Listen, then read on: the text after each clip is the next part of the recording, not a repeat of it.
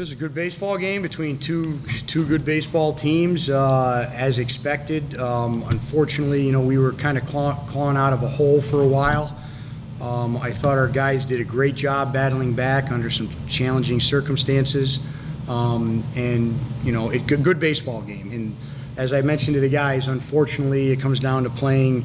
When we talk about all year, tighten up the little things, and they come out and rear their ugly head at some of the most inopportune times. Unfortunately, we end up with a loss, but it is a double elimination tournament, and we'll compete.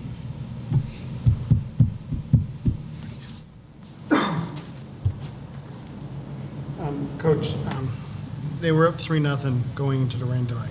You get a little bit of a break, then you come back out and you retake the lead. What did you tell your team during the rain delay? We don't tell them anything. There's nothing There's nothing you need to, I would say to this group, but just players in general. The kids are ready to play. Kids are ready to play the game. If we're ever allowed just to play the game without any distractions and just go enjoy it, we go 9-10 months to prepare for this. And sometimes, unfortunately, you have to worry about all the stuff other than the game. And I think at some point, we have to get back to playing the game for these student athletes, not what benefits others. How'd the day off affect you guys? How'd you guys treat the day off? It's a good question to these guys. I don't know. Nick, day off? It didn't really affect us at all. It was nice to relax. We got to practice in. We stayed warm. We stayed loose. It didn't really affect us at all. We're always going to be ready to play. Yeah, same thing. We come out here ready to play, so it's one of those things where, it's almost like you don't want a day off. You want to play. You're ready to go. In the end, yeah, we had the day off, and it didn't affect us at all. But it was just the fact that we wanted to play. We had our practice. We, even prepared for today, but we were ready to go. We had 13 hits. It didn't affect us much. Days off at this time are kind of overrated.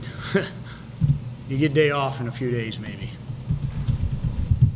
Conrad, their pitcher is kind of a finesse pitcher. What did you do to sit there and work the counts, or how did you approach him at the plate?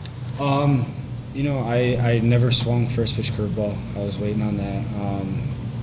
And then after that, I sit fastball. I'm looking for a fastball. If I get it, I'm looking to capitalize on it. But, it's one of those things where you got to wait for your fastball and adjust to the curveball, because if you're sitting anything else, you're not going to be able to catch up to the fastball.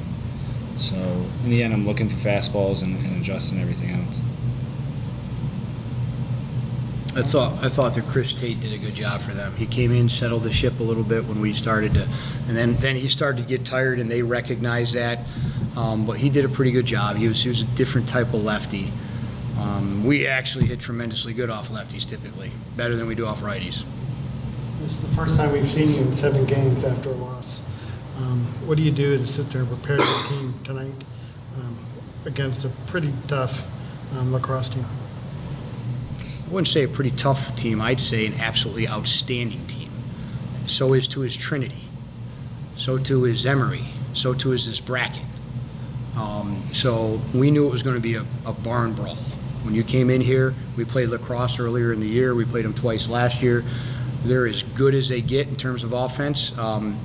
But we'll have a pretty good pitcher on the mound, and there's not anything you have to say at this juncture. Either you win or you lose. And you win, you stay here and get to eat breakfast again, and then you hit 3.5 hours before a game, and then you get ready again, and you wait 2 more hours, and then you tarp a field, and the show goes on, baby. I don't know what else to tell you.